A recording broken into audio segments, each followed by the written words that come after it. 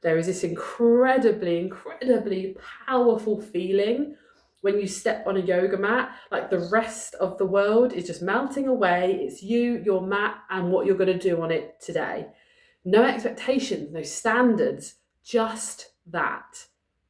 Welcome to the 30-something Shift podcast, the podcast where I support women in their 30s move through the real shifts in life that shape our well-being.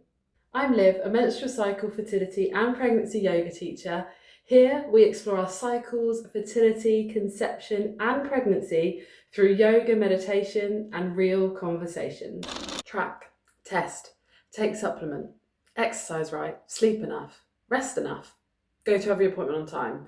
Oh, but also just stop thinking about it. Yeah, just relax. Sound familiar? The fertility journey is not one for the faint-hearted. And the worst advice you've probably ever been given is just stop thinking about it and it will happen. Now, there is some science behind that for certain couples. The stress of trying and overthinking and planning and tracking everything can cause a lot of stress, which obviously affects fertility. So when they relax and stop doing all those things, some people happen to fall pregnant, and that's great. But for those with specific conditions of infertility or for same-sex couples, that's just not an option. Letting it just be has been taken off the table. So we have to let go of that. We have to let go of that control and that tracking, knowing that we can't change the outcome, but knowing that it's very much still going to be on our minds. So today we're going to be talking about the ability to let go. Now, letting go is something that I really struggle with. As a type A personality, I like things a certain way. I like to have control of outcomes. So letting go and learning that skill in this journey has been a real challenge for me. So we're going to talk today about the challenges of letting go in a fertility journey and what we can do to help ourselves do exactly that. So let's get into it. So we're going to start today's episode with a story. So last year, me and my now wife decided that we're going to do something different for Valentine's Day. So we've never really been those kind of people that do the typical Valentine's celebrations, a meal out or whatever. But this year I was like, let's just do something really different. We still wanted to do something. I was like, let's just do a really different kind of date.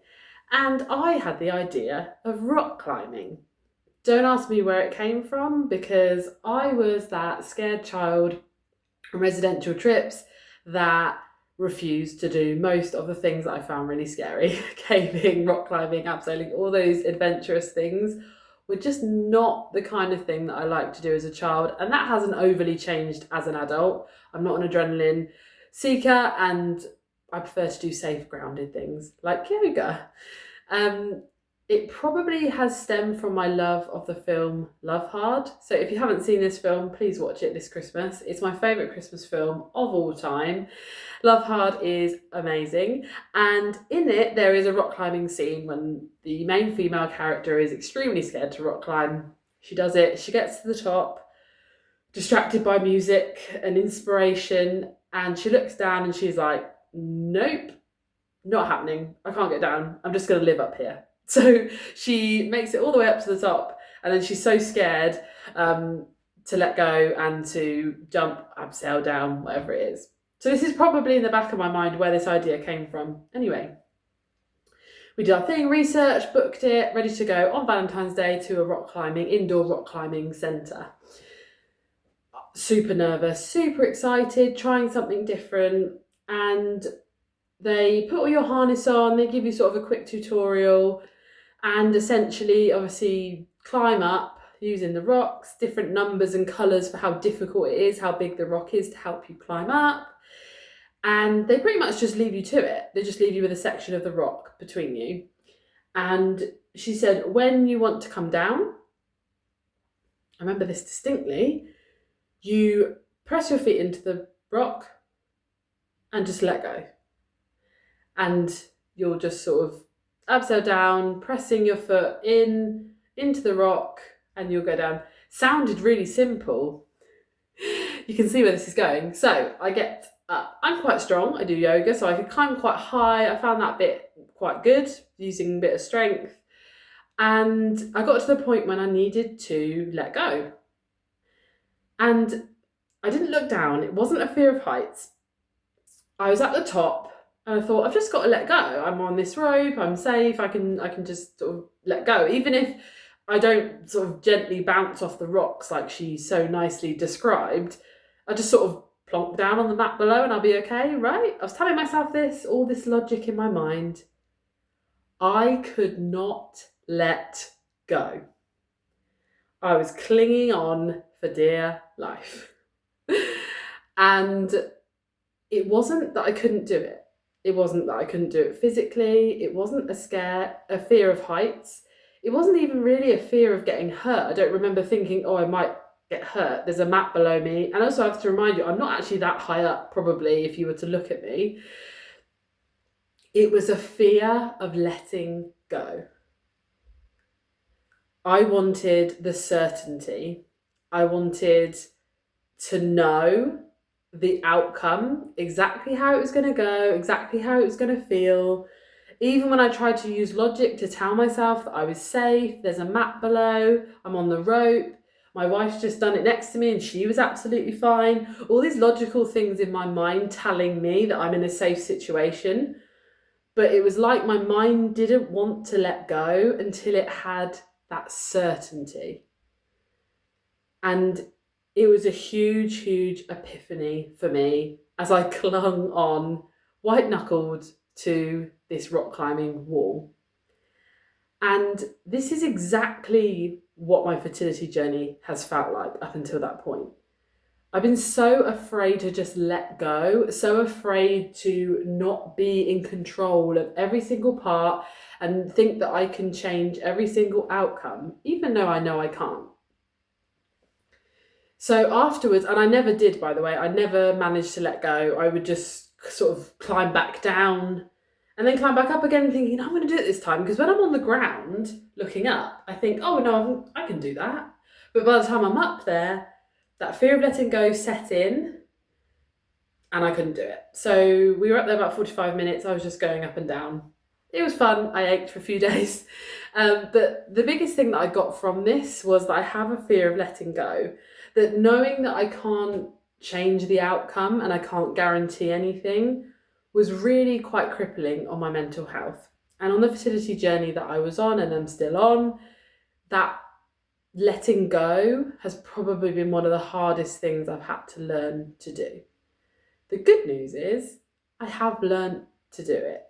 And that is what I want to share with all of you. And that is what I want to be able to give to others, that it's not giving up. It's being able to let go of the things we can't control. There's a lot we still can, and that is the comfort, but it's letting go of the things that we can't control. And I just want to talk about this concept of letting go, because I think there's quite a misunderstanding between letting go and giving up. So letting go doesn't mean you stop caring, you stop trying, even you stop hoping. Letting go is about letting go of the parts you can't control. And on a fertility journey, that is most of the things, right? So it can be really challenging, but it's most certainly not giving up. And hope, positivity, manifestations, imagining these things happening are absolutely crucial and supportive on your journey. And that is not part of letting go. We're letting go of the stuff that we cannot control, the stuff we can't change. So that's the difference. No way are we giving up. So what can we take control of? What are the things on our fertility journey that we're able to dictate, control, have some say over? These are where we want to shift our energy to, because spiraling over the things we can't change is ultimately a waste of energy, and we really need to save that energy and use it for the right things. So we can show up to our appointments, we can take care of our bodies with supplements, nutrition, exercise, we can take care of our mental health, we can take medications, we can seek support from other people. There are experts in all different fields that can support you and help you increase your likelihood and help you to support yourself fully on this journey. This isn't all about what can I do to increase the likelihood of success. There's never a guarantee. There are things you can do to increase the likelihood. No one's ever going to give you a guarantee, and if they do, they're lying to you. There's no guarantees, but you can absolutely do things that increase your likelihood, increase your fertility health. But more so than that, I want to really focus on how can I support myself? How can I improve my peace, my mental health, my physical health? You are working towards one of the biggest physical changes that a woman will go through, which is obviously pregnancy and birth, and then motherhood, which is possibly one of the biggest emotional changes that a woman will go through. So we need to be supporting ourselves now. We need to almost be investing and training ourselves now for those things that are coming up, as well as just taking care of our well-being on this incredibly challenging journey. So we need to look at those things that we can do that, yes, improve the chances, but also just to help ourselves, just to take care of ourselves. It's a really, really important thing to look at when we're on this journey. So how does control show up? How does this lack of being able to let go and trying to grasp onto control kind of show up in this journey? Obviously, everyone's individual and it will come up in lots of different ways. But often for me, it's disguised as productivity. It's disguised as, oh, I'm doing things that will help, or I'm doing things to research. So looking something up, maybe changing, if you're taking a supplement, you research 3 others and compare them all and think about changing, things that you're convincing yourself are to help, but actually are just kind of busy work and just making you feel like you're making changes and that you have control over it when you essentially don't. So it's trying to let go of the way that control shows up for you, and it's being self-reflective, which is not an easy thing, but it's knowing where the things you're doing are productive and are good and are supporting your well-being or improving your chances, and where those things are just you spiraling, trying to find some control, trying to find some way to make sense of it. So it's really about distinguishing between those two things and knowing the difference in the way it's showing up for you so that you can change that mindset and put your energy in the right place. Because your energy is needed on this journey, but it's needed in the right places where you can optimize your health, mental and fertility. So once we know how control shows up and we're going to start letting go of the things we can't control, what does that actually look like? So depending on how it shows up for you, but it could just be stopping Googling. We all love a bit of Google on this journey. Stopping Googling, stopping researching symptoms. And this isn't all the time. If you need to research something, you need to research something. I get that. But it's doing it a normal amount. It's doing it in a way that is productive and is using your energy in the right way, not just a constant Google search, constant research, constantly changing, oh, no, this might help. No, this might help. Less of this, more of this. You're never, ever gonna find this like letting go feeling if you're constantly looking for another thing to research and change. So it's working quite hard. It's working deep within those feelings, being really reflective of yourself and being really honest with yourself, because it's hard to say, to look at yourself and say, oh, I'm doing this too much, or I'm doing this, that's not an easy thing to admit, but it's really powerful when you do. And there's nothing wrong with feeling this way. There's nothing wrong with feeling out of control and struggling to let go. There's no guilt or bad feeling if you are experiencing this. It's just being aware of it and being aware that there is better ways to manage those feelings and better ways to let go on this journey. Another big thing is trusting your support. So whether that's your partner, whether that's your family, and if you're going to a clinic or having any kind of medical intervention on your fertility journey, trusting the medical team. They're the experts, they know what they're doing. Just putting your trust in them is actually really quite a nice feeling. I can do what I can do for my body, my family. I'm going to leave the rest to them. They know what they're doing.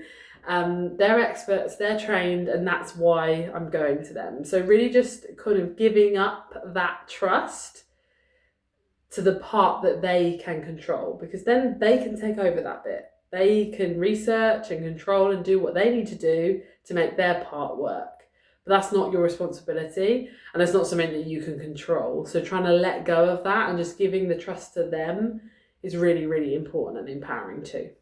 So trusting your support, whatever that may look like, stopping Googling, doing things for you. So like I say, your sleep, your nutrition, your exercise, things that will help and will make you feel good and make you feel like you're just taking care of your body.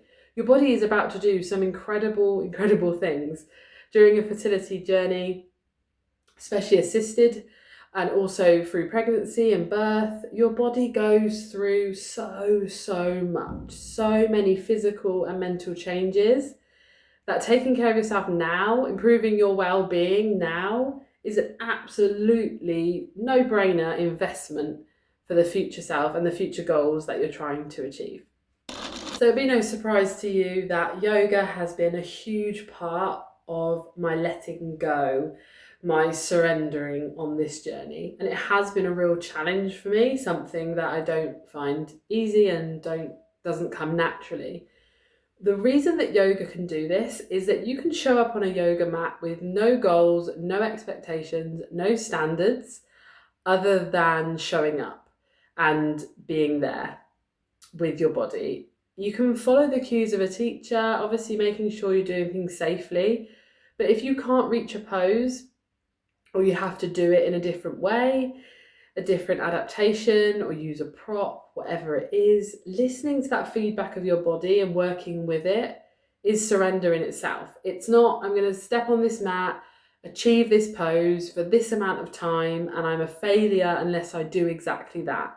That is not what yoga is. If you've ever been to a yoga class and you felt that way, that teacher is not teaching yoga in the right way. Yoga is about working with your body where it's at that time, and that changes. Some days you can do more, some days you can do less, but showing up is the only expectation that you need to have. The rest you can let go. There is this incredibly powerful feeling when you step on a yoga mat, like the rest of the world is just melting away. It's you, your mat, and what you're going to do on it today. No expectations, no standards, just that. You can see how incredibly powerful that can be when it becomes part of your daily life. Yoga has changed my life in countless ways. That's why I became a yoga teacher, because I want to be able to share that with other people, share those changes, those transformations that I've had. I can help other people achieve. I know I can. Yoga can help you to let go of the rest. Will you be on the yoga mat and never think about your fertility journey? No, you're going to think about it. Another thing yoga teaches us, to let those thoughts come and go. Let it pass. I say this to myself over and over again. They're my 3 chosen words. Let it pass. Like a cloud moving across the sky. You notice it. It's there. But you don't give it any energy. You don't give it any attention in that moment. You let it pass. Yoga can teach you to do that. Whether you're just sitting in a meditation or during a yoga class, during the poses, you can start to meditate. Start to use this letting it go, let it pass, whatever words work for you, where you don't focus in on that thought in that moment. You're not disregarding it as unimportant, letting it pass. It can come back around later. But for this moment, I'm in this pose, I'm focused on my breath, and I'm letting that thought pass. This is how yoga can help us surrender, help us to let go, and help us to focus inward on what we're doing on the mat, and the rest of the stuff can wait. It will be there when we're done. But this time is for you. This time is healing. it's empowering, it's strengthening, and it's surrendering. And it's a beautiful, beautiful practice. And I urge you, if you don't already, to start practicing yoga. It will change your fertility journey, guaranteed. I'll drop all the resources in the show notes as always. So today is not about us stop trying, stop caring, or stop hoping. It's simply about letting go of the things that we cannot control. Simply ask yourself, what am I holding on to today? What am I gripping to tightly with control that I can just let go and just set aside? It really will change things for you and help you with your stress on this journey. Because sometimes the thing that creates the most peace isn't holding on tighter, gripping more control. It's actually that ability to let go. Thank you so much for listening through to today's episode. I really hope that it's helped you. I hope that you feel inspired to try this letting go and to try yoga. If you're watching on YouTube, please subscribe. And if you're listening on your favourite podcast platform, then follow along for next week's episode. Thank you and take care.